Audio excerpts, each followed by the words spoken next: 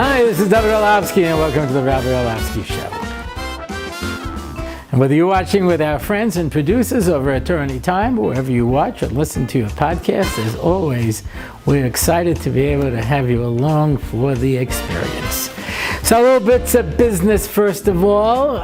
If you haven't heard by now, the Rabbi Orlofsky and family are making a Pesach program in the Nof Kinneret in Tveria. Beautiful view of the Kinneret. A lot of exciting programs. It's going to be a blast.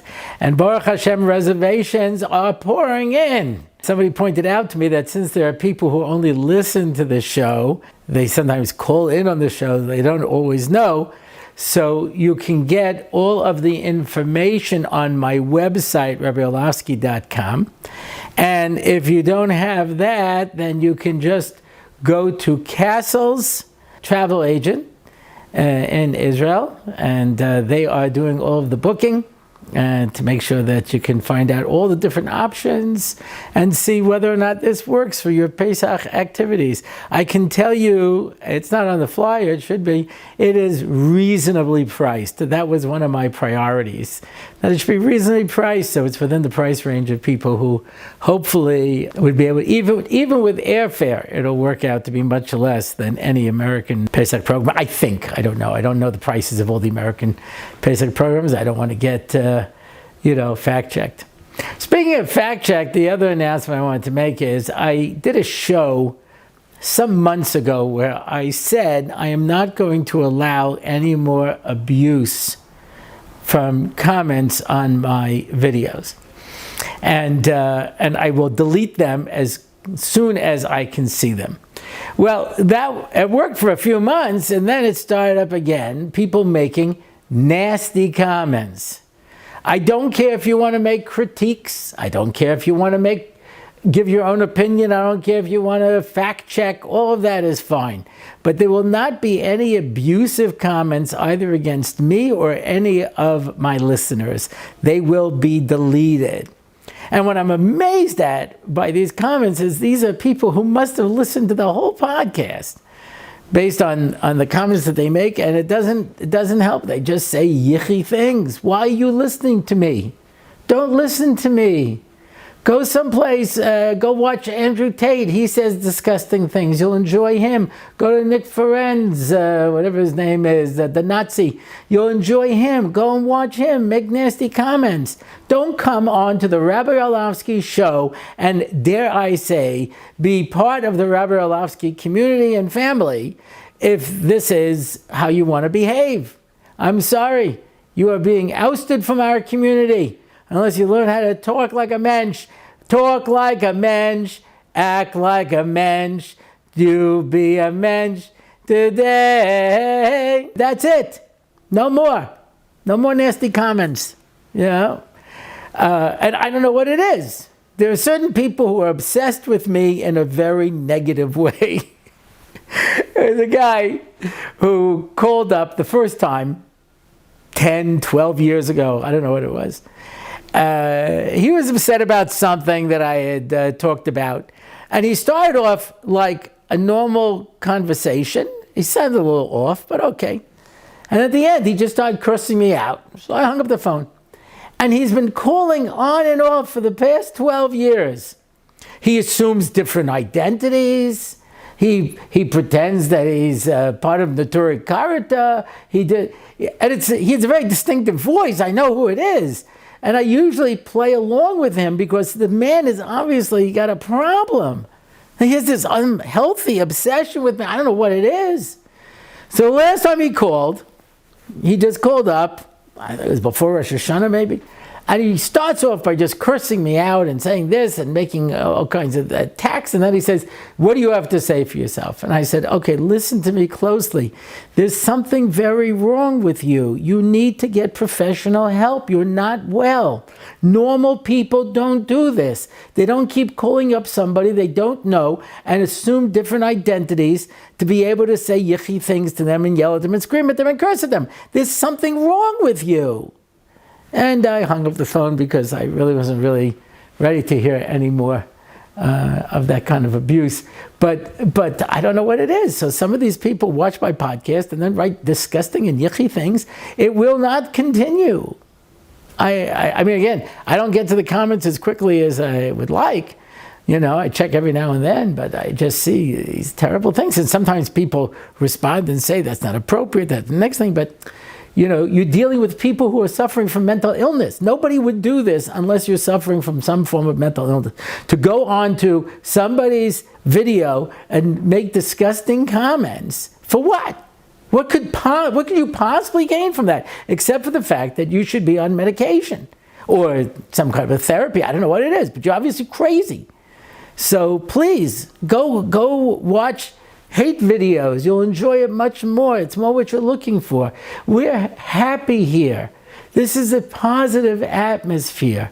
This is for people who, as I get notes all the time, makes them feel positive, makes them feel good about being a frum Jew, gives them strength, which, by the way, is what we're going to be talking about today.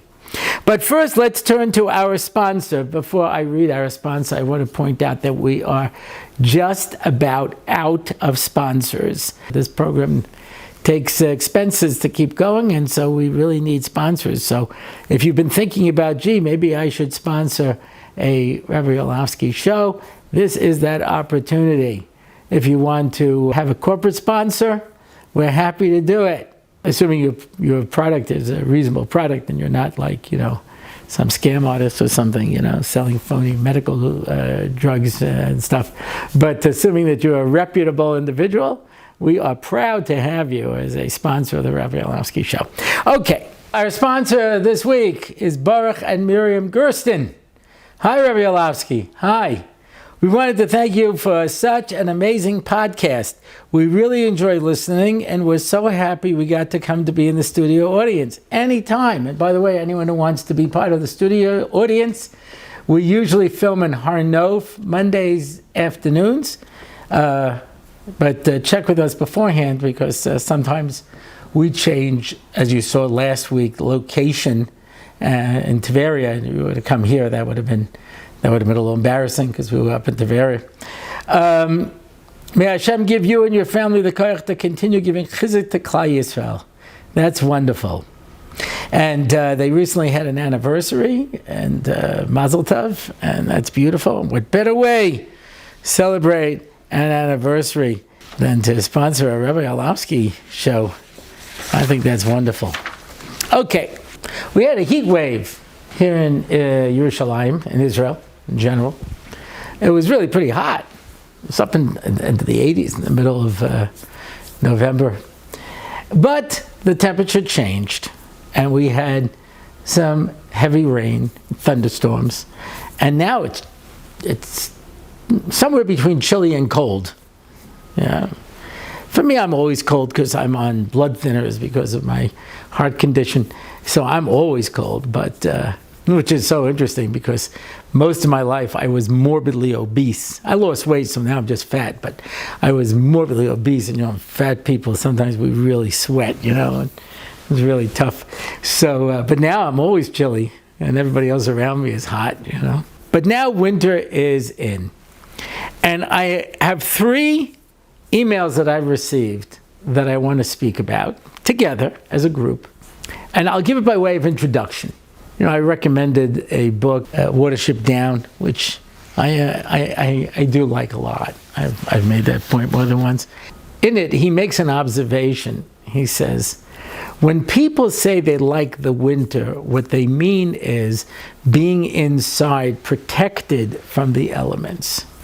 But for poor people and animals, winter is a very rough time. That made a big impression on me the first time I read it. When I used to run NCSY, we would make a ski trip in the winter and go to a mountain where the kids were very excited to go ski. Not me. That held no delight for me. If God wanted us to ski, he would have made us with very long, thin feet, but I don't think he wants this. And at least every year, I took one kid to the hospital, sometimes more, So they would go out skiing, and I would be sitting in the lodge with a hot cocoa, looking out the window at the snow. And that's what I more or less liked. I tried to stay near the fireplace. And I like looking at the winter from a distance, you know. I had a friend of mine from California who used to say, work fascinates me. I can watch it for hours. I feel the same way about the winter. I don't mind the winter as long as I don't have to go outside. I have to face the elements. That to me doesn't seem like a lot of fun. And now it is the winter. I'm sitting here with a glass of herbal tea, apple cinnamon. Very warm. Oof, nice. Oh, that feels good. And flu season's going around. People are getting the flu left and right, you know. Some people take the flu shot because they don't want to wait to get the flu. They want to get it immediately. Every time I take the flu shot, I get the flu. When I don't take the flu shot, I never get the flu. But when I take the flu shot, I always get it, like within a day. Because they basically inject the flu into you, and guess what? It works. I get the flu. But people are sick, you have everybody coughing and sneezing. And it's a rough time. And psychologists have identified something called SAD. That's what they call it. Seasonal affectation disorder. What does that mean? That means there are people who don't like the winter. It's dark, gets dark really early, and it's cold. And there's something about it that just makes people depressed. You can tell almost every Simon and Garfunkel song was written in the winter. The hazy days of winter, and the leaves are all blowing down. Everything's dead and depressing and terrible. It's Barry Manilow. That's the time to listen to him. You know, when you're depressed, all those kind of things. It's you know, the Beach Boys are written in the summer. And everything's upbeat and fun, and they're going surfing, and it's you know, there's something about the winter that makes people depressed. I went to yeshiva in Chavetz Chaim of Rochester, the Talmudical Institute of Upstate New York, TUNY. I went many years ago when they were on Pinnacle Hill in Rochester. They moved from there to a mental hospital. I'm not even going to touch that line. It was very interesting. Someone told me, and I didn't fact check this. So if you want to add in the comments a correction, that's fine, as long as you don't call anybody names, okay? But they told us two facts. They said that Rochester has the most cloudy days of any city in America. And Rochester also had, at least when I was there, the highest suicide rate. And there are those who make an association. Because when I was there was snow on the ground starting in October till May. I first came there, it was August, it was autumn, it was lovely, you know. It lasted about a week. But what someone said, you know, we say in Rochester we have two seasons. Yeah, winter and July. That's it, you know. And it's cloudy and it gets depressed, and, you know, if you stayed in the building, okay, it was already, wasn't so bad. Otherwise, you went into one of the three dorms. There were three dorms. There was the barn, the slum, and the dump. The slum was the nicest of the three apartments, but it was in a terrible part of town. The dump was pshuto k'mashmo. It was a dump. But the barn was not bad, except they put 12 guys in this one apartment with one bathroom. So it was the barn. Anyway, but and then you'd have to walk to yeshiva in the snow and the dark, and you know, it's depressing. It's a phenomena that there are people who get depressed in the winter, less so in the summer. Sunshine makes people feel a little happier, gives them a better position. When it's dark and it's cold, What happens when I'm 70? Must come a time, 70. When you're old and it's cold, and who cares if you live or you die? That was one of my greatest roles. I played Fagin in the camp production of Oliver. Anyway, so I got 3 different emails here that together inspired me to talk about this topic. One is, Rabbi Orlofsky, do you have any shiurim on depression? Now, I speak about depression a lot. I've made no bones about the fact that I suffered from depression as a kid. If it was because my life was so difficult, or if it was because of my many learning disabilities, or if it was because I had a chemical depression, I fought depression well into my 30s. And it was very hard, very hard. I had a cloud over me all the time. Yeah. So I've talked about it. It was interesting. A person, I haven't seen it come out, but a person was writing a book on dyslexia. And he said, can I quote you? Because you're the only rabbi I know who admits that he has dyslexia. Sure, I said. Because why shouldn't people understand that these are problems that people have and they have to deal with them? And I speak about my ADD too. Most people don't.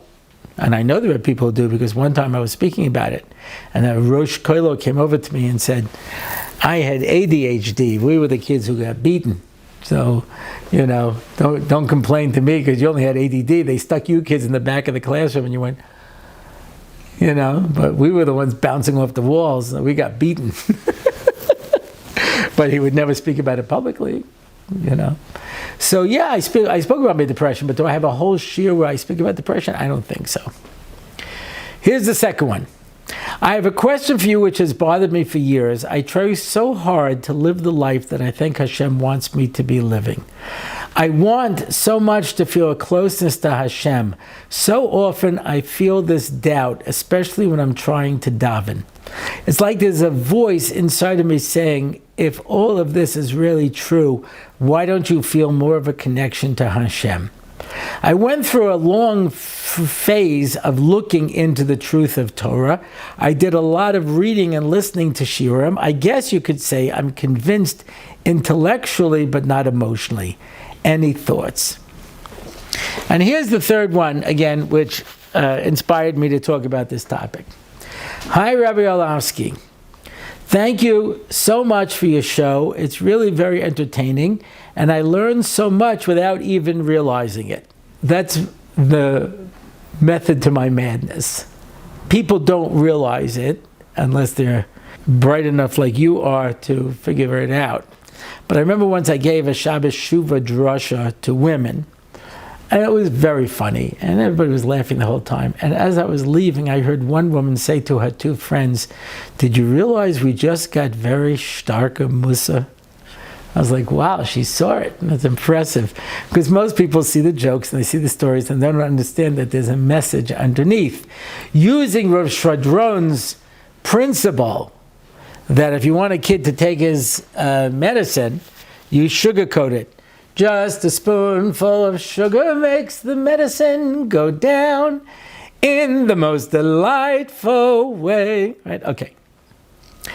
Whenever I hear you start to mention how you need sponsors, I get sad. I really want to sponsor a video. I really, really do, but my family is having a hard time financially, a really hard time. Postscript.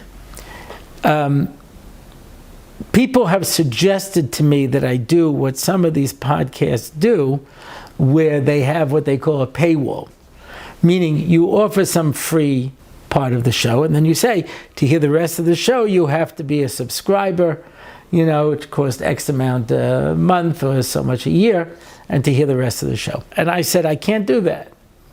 I can't do that because one of the reasons I do this podcast is because Reb Moshe Shapiro, who I would not have the chutzpah to call my Rebbe, but who I had this chus to have a kesher with, said to me once, If you can do anything today that gives people chizzuk, you're mechuyev to do it.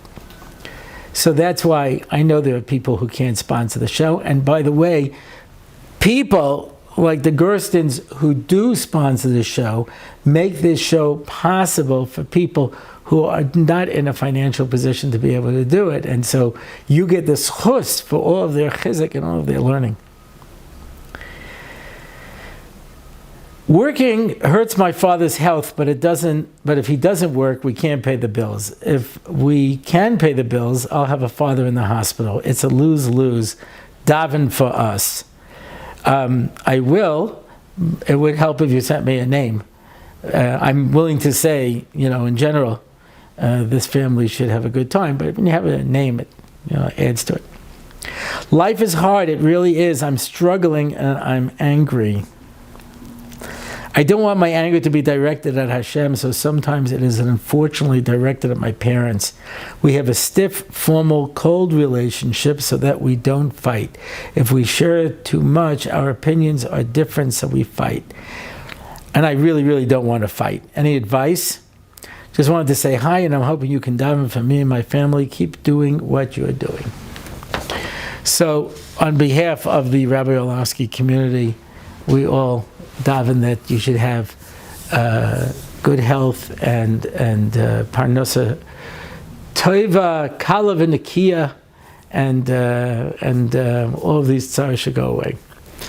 But I got a lot of emails like this. I picked out these because they just came in, but I get a lot of emails like this of people who are having a very hard time in life. People are suffering from depression, people are having financial problems, people are having health problems, people are having problems in emunah. As the writer wrote, I daven and I feel like it's not good enough, and I feel like HaKadosh Baruch Hu doesn't like what I'm doing. Now, I don't know if all these came in because it's winter time and it's dark and it's cold, and make yourself a cup of herbal tea. Makes things a little better, but yeah, very hard feeling those kind of feelings, feeling dark and down and unhappy. So I mentioned in the past that I suffer from depression. I was born in 1959. Today, they probably would have me on some kind of medication if I was a kid, because it was just, when I was suicidal, the only reason I never killed myself was because my father had convinced me I was such a little yutzlach that I wouldn't succeed and I would just end up being paralyzed. I couldn't move as my father yelled at me for the rest of my natural life. Like, even that I wouldn't be able to manage, But it's very hard. Depression is very hard. And when you have all kinds of different situations. But let me deal with, I want to talk about depression more generally, but let's talk about specifically this sense of helplessness and hopelessness that comes from our relationship with the HaKadosh Baruch Hu. And so I'll talk, of course, about my favorite topic, which is myself. And not because I'm self-centered or egotistical, just because I'm the most interesting person I've ever met. A person says, I love listening to your shiurim, and I hate listening to shiurim. I said, me too. I also listen to my shiurim because I hate listening to shiurim. But anyway, I got from at 12, and I got two emails that are very interesting, similar. One says, you've spoken before about your Rabbi Whale, who is Makar of you. I think you should spend a podcast talking about him. And I got another one that said, I would love to hear what made you become from at 12. How did that happen? So I'm going to put the two of those together, and I'm going to save it for Rabbi Whale's yard site, which is Beis Sivan. So you have to wait a while for that. It's like I was giving a shiur once on Midos to ladies. I did an introduction, a couple of shiurim introduction. Then I said, okay, what midah do you want to talk about? And they all said patience. And I said, you're going to have to wait till we get to that. First exercise, yeah. So you'll have to wait till we get there. I think I will speak about that. Bli Neder and Beis Sivan and Rabbi Wales Yortzeit. But in the meantime, I will tell this part of the story. After I became frum, it took an enormous amount of energy and effort just to figure out what to do. A lot of stuff comes naturally from people that they take for granted, that those of us who catch up later don't realize. So that, I remember when I was running NCSY, we had an advisor Shabbaton. And some of these were kids who graduated to become advisors, and some of them were just advisors. And anyway, one of the things we did is we invited the principals from the various day schools to host a panel on the role of day school kids in NCSY. And they all said the same thing. If they're coming because they want to give and because they think they become mechazik and they, etc., otherwise they don't belong, in this organization, a co-ed organization. Even though they were principal of co-ed schools, right? And a number of the kids who had gone to their schools and had been in NCSY and now were advisors raised their hand and said, we never came to NCSY to give. We only went to get. I have been singing the benching since I was 5 years old. And screaming the benching. Because when you go to camp, whichever bunk sings the loudest wins a watermelon. And so for years I've been singing it to the point that the average frum teenager can't stand benching. And they bench like this. Can I go? So you didn't bench. I said, sure I did. I'll do it again. Can I go now? He says, and when I come to NCSY and see some kid with a ponytail and an earring with his transliterated NCSY bencher breaking his teeth to bench, I suddenly realize how lucky I am what I have. Because people who grow up from take a lot of things for granted, So, okay, I started at 12 and I was already in a yeshiva day school. So I wasn't like some guy on a college campus, who had no background whatsoever. I had something to work with, but there's a lot of stuff you have to learn. I hear from people in Israel, they say they'll go to one of the yeshivas or seminaries that's geared for beginners, and I've heard this from more than one of them. It goes, you go someplace for Shabbos, and I suddenly realize I don't know if I'm allowed to flush the toilet on Shabbos. And before they go any further, I say, yes, please. Okay, don't let that ever be an issue. Because they don't know. There's so many things they don't know that people just take for granted. I remember I was in Hank. We davened in the classroom until 7th grade. 7th grade, we moved into the regular minyan. Now again, when I was going to Hank, it only went up to 9th grade. Then they added a 10th and 11th grade. Right? And that was it. It was a 3-year high school.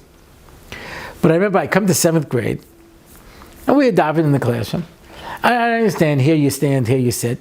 But at one point, everybody puts their head down on the table, and they go like this. And me and all the other 7th graders go, what's that they're doing? And I asked an 8th grader, he said, what's that? He goes, I don't know. When I came in 7th grade, I saw everybody do it, so I just copied. I don't know what it is either. There's a lot of things that people don't know. I'll give you an example. This really frustrates me. I'm no closer to giving an answer to it, but I will at least share with you my frustration. Kel Melech Ne'aman. If you're in a minyan and they've already finished Kriya Shema, and Et Shmona Esrei, and you're catching up, and you come to Kriya Shema, and you're basically saying to yourself, do you say Kel Melech Ne'aman? And there's a whole series of Kel Melech Ne'aman questions like this. And whenever you ask anybody, they say, it's a Baal Tshuva question. Well, okay, but it's still a question that deserves an answer, but nobody will answer these questions. They say, it's a Baal Tshuva question. So what do? I don't know. there's so many things that people just take for granted that a lot of people have never seen, don't know about. They're learning it as they go along. So when you first become frum, you spend a lot of time just figuring out what I'm supposed to do, how I'm supposed to do it. There's a lot of details to keeping Shabbos, that you don't know about. And Borer, nobody knows what Borer is. And somebody said to me once, either everything is Borer or nothing is Borer. I don't know how you figure out what Borer is. There's so many rules, so many regulations. Okay, so to learn to get down Borer and to get down so many other halachas that are associated with Shabbos, it's an effort. It's an avoda. Same thing with davening. Same thing with everything else. So I worked on it very hard, and then I went to Yeshiva Gedola. Now, bear in mind, I had not been diagnosed for my dyslexia or for my ADD or for my focusing problems or anything else. So learning was, and I was depressed. So you sit in the base medrash for 10 hours a day. You can't focus because you can't see the words because I have a focusing problem with my eyes. I had to do eye exercises where I could learn how to cross my eyes, because I couldn't do it naturally. I couldn't focus. And if I did, the letters were backwards. And if I did read it, my mind would wander someplace else. And if I could stay focused, I have a retention problem, so I forget everything I just read. So after a while, you really start to get depressed. If you weren't already depressed, it's a good way to make yourself depressed. And I suddenly realized that I did everything I was supposed to do, and I came at it from a point of view of it's true, and I'm doing the right thing, and I was miserable. I was completely unhappy, and I could not shake it. I couldn't shake it. I would get up in the morning, take my tefillin, show up at the base medrash, and sit in the back room. I couldn't put on my tefillin. I couldn't daven. That's how depressed I was. At one point, I ended up staying in my parents' house for 6 months. Didn't leave the house. I couldn't. I was just so overwhelmed with this sense of depression. And it took me a long time to identify where the source of the depression was coming from. So part of it was, of course, because there's something in my brain that was just messed up, and part of it was the fact that my parents felt that I was a failure, and I was. I failed at just about everything that I attempted to do until I moved to LA and recreated myself, and But otherwise, everything that I did was just terrible. I couldn't make it in anything. And the worst was I had so much potential, but nobody knew that I have all these problems, and that's why these things were happening. So, but I guess if I had to identify what it was because I was convinced that God was angry with me and was going to burn me in Gehenna. Now, I don't know what Gehenna is, but I'm pretty sure it's not pleasant. That certainly seems to be what came across. So, at one point in Rochester, when I was in one of my funks, and I wasn't really doing anything, so my Rebbe wanted to give me Dud, cheer me up, and he says, "Come on, Dovid, you have to, you have to get going. You have to learn." I said, "Rebbe, what's the point? I'm just going to go to hell anyway." And he said to me, "That's true." But he saw I was down, so he wanted to cheer me up. He says, "Focus on the following.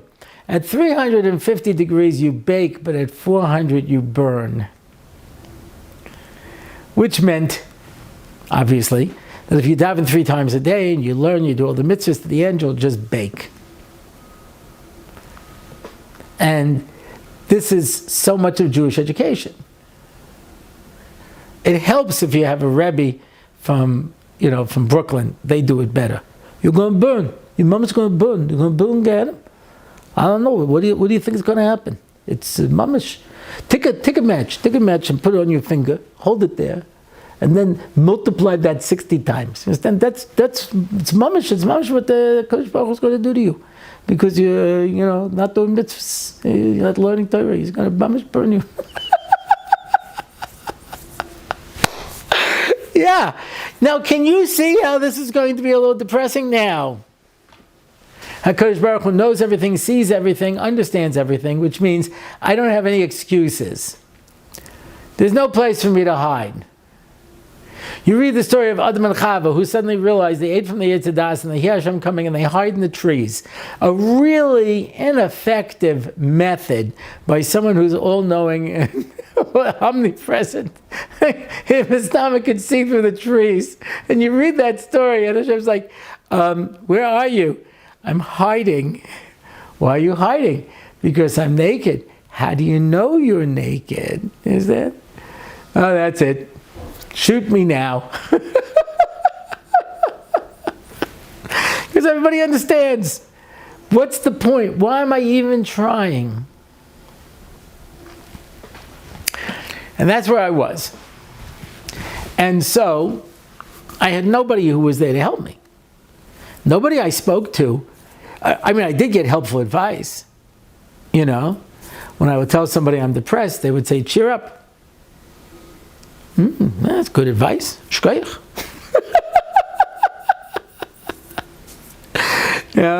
People come and they say, I'm doing an Aveira. I say, don't do it anymore.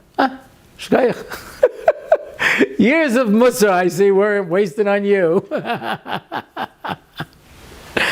So I had nobody to answer this, to show this to me, because this was normative Judaism, what they call the lightning bolt method. You do something wrong, you get zapped. I'm always interested when you read these accounts of people who gave up being frum, and they're like, one time I turned on a light on Shabbos, there was no lightning bolt, so I said, doesn't matter, I can do whatever I want.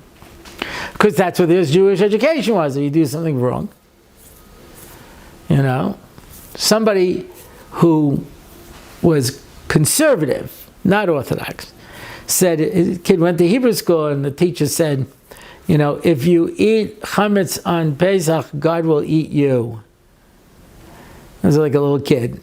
And they thought, there's something wrong with that particular method. This is not the message we want to be able to give over to people. So I had no choice. I had nobody to help me. Lahavdil elef havdolas. The Medrash asks, why did Avram Avinu have to figure out a Kodesh Baruch Hu on his own? Noach was still alive. Shem and Ever were alive.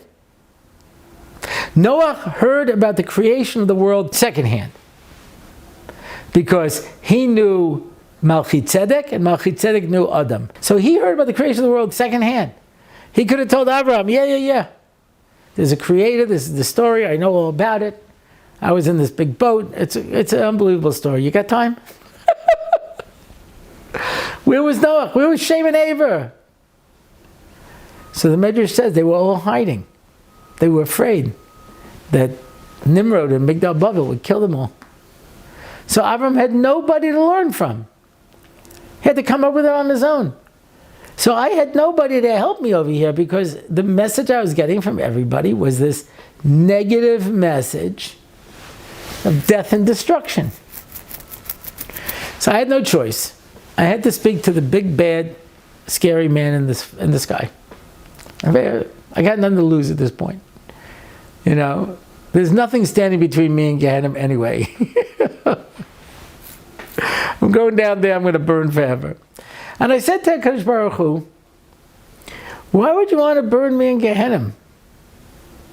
I mean, okay, I've done some things wrong, but come on, I'm about tshuva. I can say it the right way if you want. I'm a Baal Tshuva. Haki Ka'amar. I'll say it. I did this on my own. There's got to be worth something. Why would you want to burn me again? Why would you create the entire world, set up an entire Torah, where people are going to fail, and then burn them again? Does that make any sense? Why would you do that? This was the conversation I had with the Kodesh Baruch Hu. It's a little bit of a chutzpah, but at this point I didn't have much to lose. You understand? Parenthetically, that's the message of the Christians. The Christians say that God created the world, Adam and Eve created the original sin, which made everybody sinful, and he gave them the Torah just to prove to them that they can never be good on their own and they can never reach God. And that's why he sent out his only son to die as a sacrifice. Let that sacrifice into your heart, and then you can, be a good person. But there's no way you can do it on your own. That's why. Because they look at all these stories of failure. And I sat down and I engaged with HaKadosh Baruch Hu. I did not hear a voice. Yeah. I'm crazy, but I'm not that crazy. A guy got a flat tire outside of an insane asylum. And he gets the jacks up the car, takes off the 4 bolts from the wheel, takes off the flat tire, puts it in the back, takes out the spare, puts it on, and as he's reaching for the bolts, he put them inside of the hubcap, and he hit the hubcap, and they all fall down the grate. And now he has no bolts. Doesn't know what to do. And one of the people from the insane asylum calls out and says, take 1 bolt from all the other 3 tires. All of your tires will have 3 bolts. It'll be enough to get you to a service station so you can fix it. He says, that's brilliant. Why are you in there? He says, I'm crazy. I'm not stupid. So I had a conversation with the Kadosh Baruch Hu. I played both roles, which is helpful for the first years of marriage, because very often people don't know how to express themselves. So when I would have a disagreement with my wife, I would argue both sides, and she'd be like, oh, that's a good point. I didn't think of that one, because she didn't know how to express it, especially somebody like me, who tends to be argumentative by nature. I'd like to think that I'm not argumentative, but I do know how to make an argument. As somebody once said in one of the yeshivas I was working, we're lucky you're on our side. Because you argue and you debate, and that's part of the story of how I became frum, because I could argue with anybody. I was very effective at it. I said to Kadosh Baruch Hu, why would you create the world to burn me in Gehenna? That seems vindictive. You didn't have to create a world for that. Why do it? Why make an entire world, give us a bunch of laws in order for us to get reward, and then when we fall short, you burn me in hell? That doesn't sound right. And so Kadosh Baruch Hu, at least in my mind, said to me, you're right. I don't want to burn you in Gehenna. I want to give you the greatest possible reward. I said, so then what's all this Gehenna stuff? Gehenna is a distance from Hashem. You make your own hell.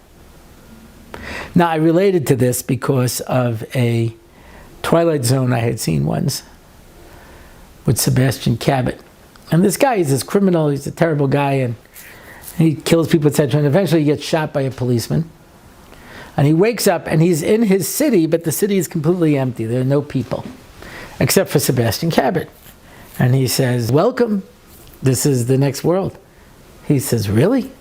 He goes, I thought there'd be fire and pitchforks. He says, no. And the whole city is yours. What do you want to do? He said, I want to go out to eat. He says, sure. Go to a restaurant, everything's free. So he goes, well, I want to gamble. Goes to a casino, wins every hand, wins every spin. He says, well, I'm a criminal. I want to go back to my life of crime. He says, go ahead. And he breaks into a bank. The alarm goes off. Nobody chases him. After a while, he says, I think you must have made a mistake. I don't think I belong here. He says, well, let's go to the Hall of Records. And they read his records and all the terrible things that he's done. He says, and this is where I am? He says, yeah. Anyway, it goes on like this, and then finally at the end of the show, he says, look, you've obviously made a mistake. I don't belong in heaven. I belong in the other place. And Sebastian Cabot says, this is the other place. And it sent chills down my spine to this day. Yeah? Because that's what Gehenna is. Gehenna is the world that you made. You create your own Gehenna. If you spend your whole life being close to HaKadosh Baruch Hu, trying to get close to HaKadosh Baruch Hu, then in Olam Haba you'll be close to HaKadosh Baruch Hu. And if you spend your whole life pulling away from Hashem, then when you're dead and you ain't got nobody, you're just a soul. And all your soul wants is spirituality, and you don't know how to connect to God because you spent your whole life pulling away from Him. That's Gehenna. No fire, no pitchforks, no devils. And I figured this out on my own. And it changed to a large extent my entire avodas Hashem. And I remember I said to HaKadosh Baruch Hu at the time, I said, okay, let's make a deal. Okay? I'm going to make a deal with you. I'm going to dedicate my life to you and to spreading Ratzon Hashem in the world and being a Marbitz Torah and doing whatever I can do, whatever my limited abilities are. And when I get up to Shemayim, I'm walking in the employee's entrance because I'm part of the team, okay? Everybody else can wait online to be judged. I'm going to be, hey, Dave, how are you? You going through here? Now, that's not a correct theological approach, but that was the approach that I took at that point, that I said, I'm not working here with the din v'cheshbon. I'm going to try. And I stress, try. Not try my best. I never make any claim that I try my best. I've said this more than once. I know there are people out there who know everything I've ever said, you know. Someone asked me once, what do you want him to say at your funeral? Look, he's moving.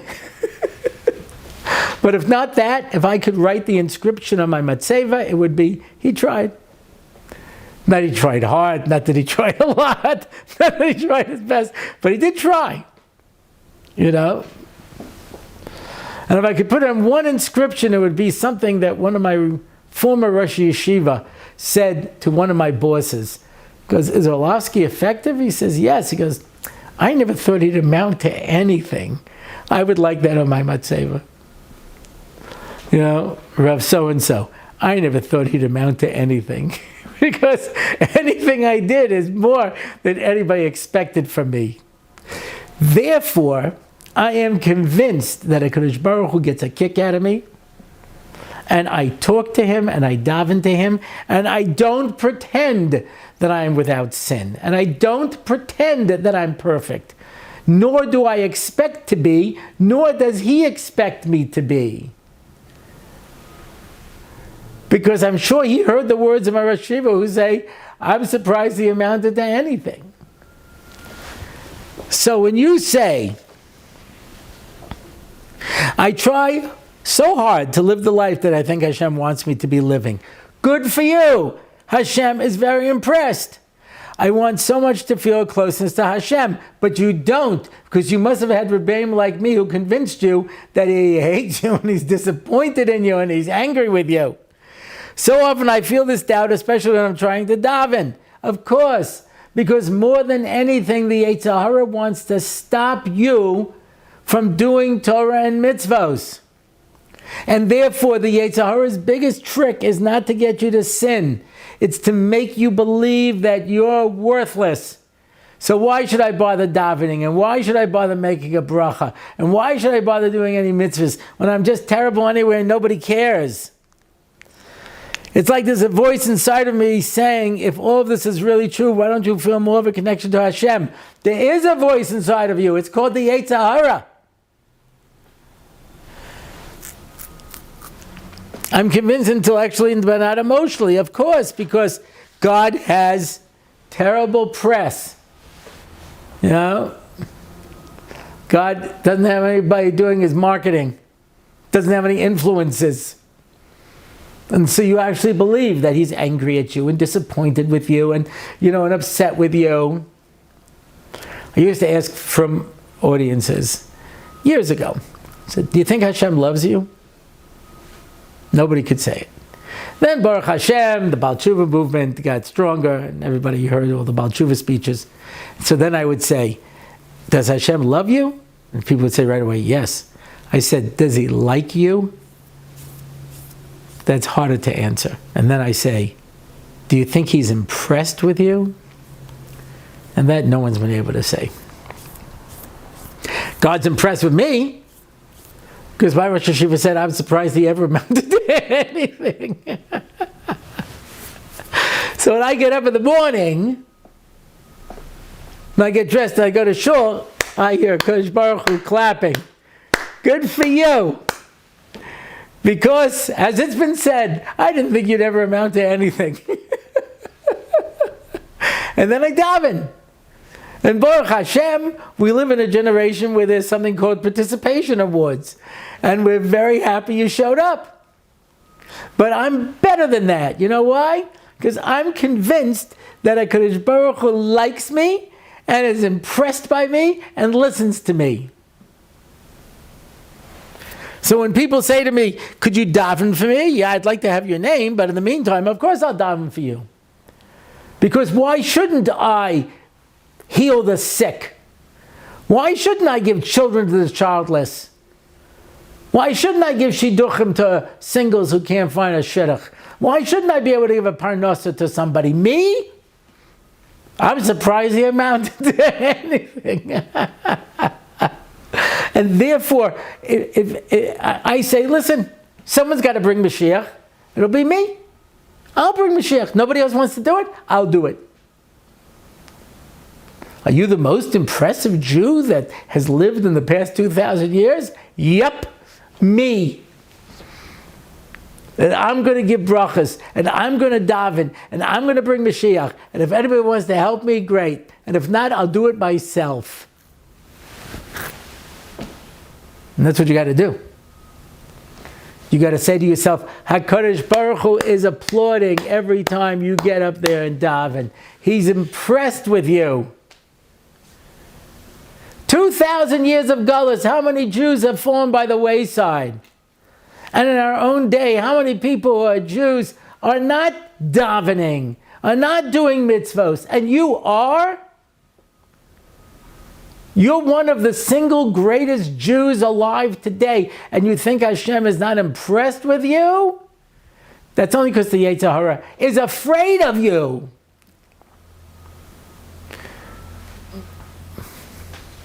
Moshe Chait used to give a famous story. He said, when I was a kid, I went to the zoo and I heard the lion roar and I got scared. And I said to the zookeeper, can he break out of the cage? He says, yeah, but don't worry, he doesn't know it. And he says, that's every one of us. We could do great things, but the Yetzer Hara convinces us that we're nobody and we're nothing. And I tell you, HaKadosh Baruch Hu is impressed with you. He calls over all the malachim and says, guys, standing ovation for this guy.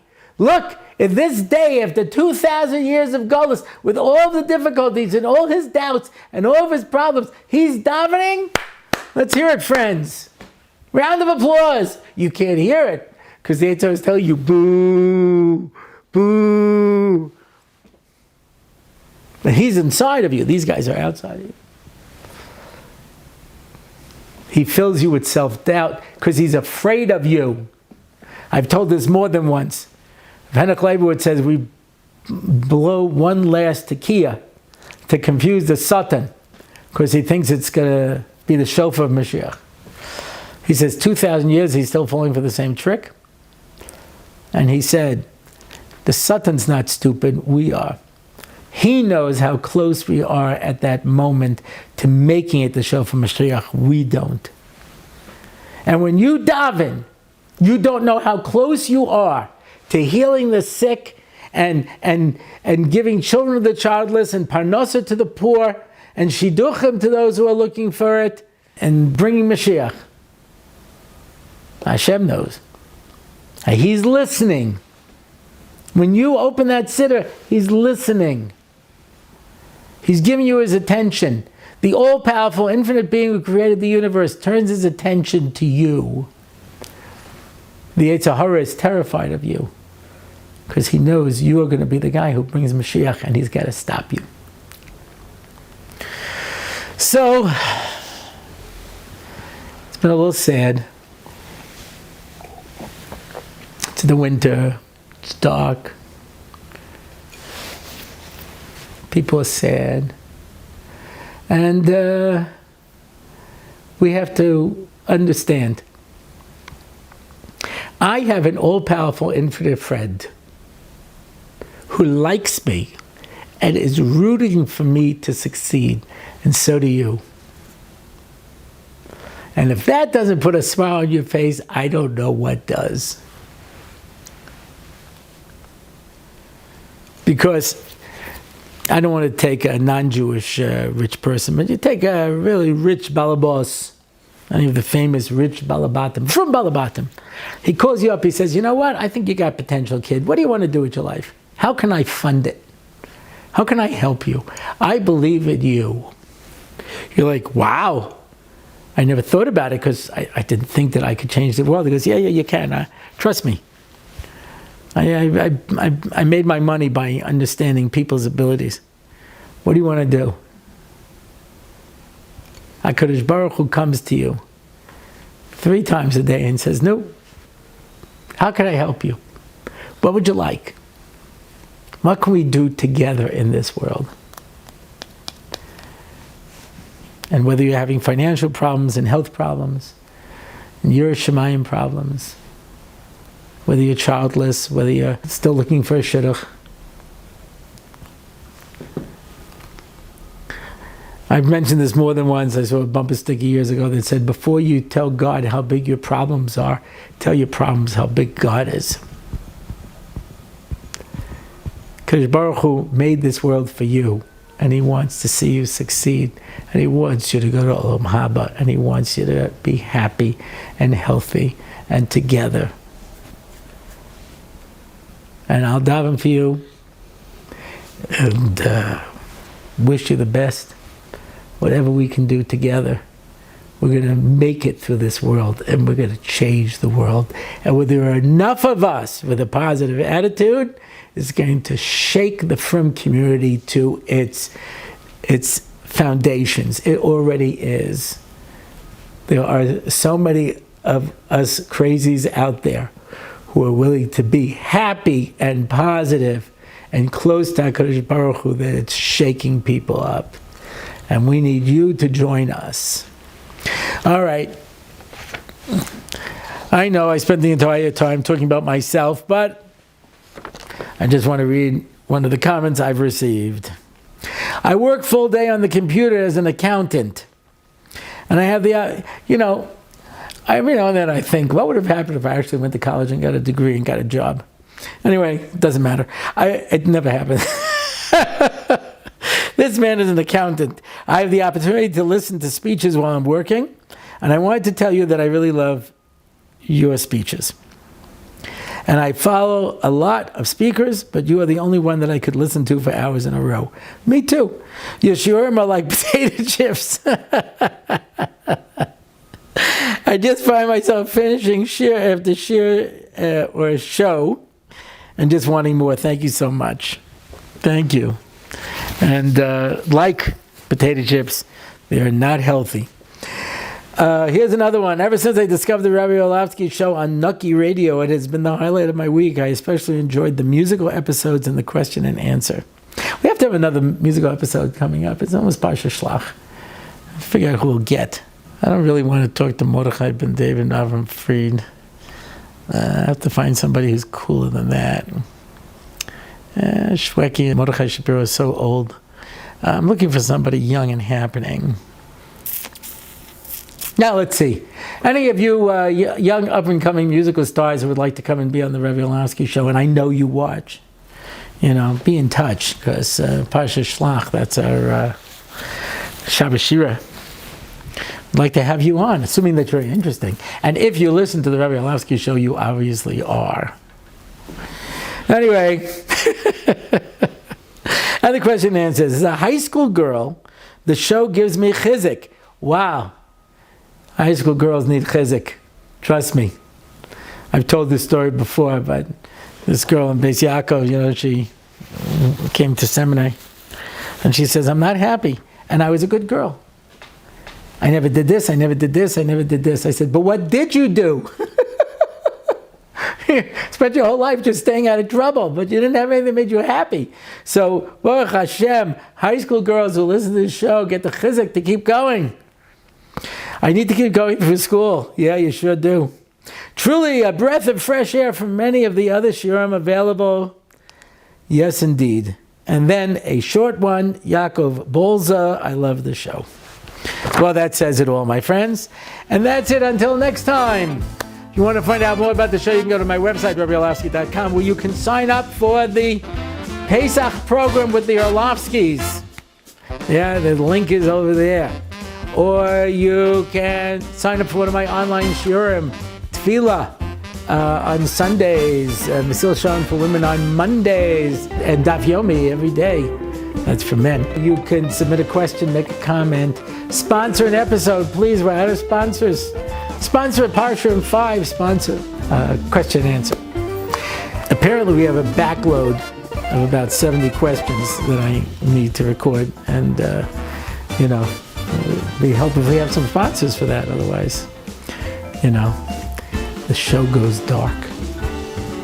Anyway, that's it for now. Until next time, I am David Orlofsky.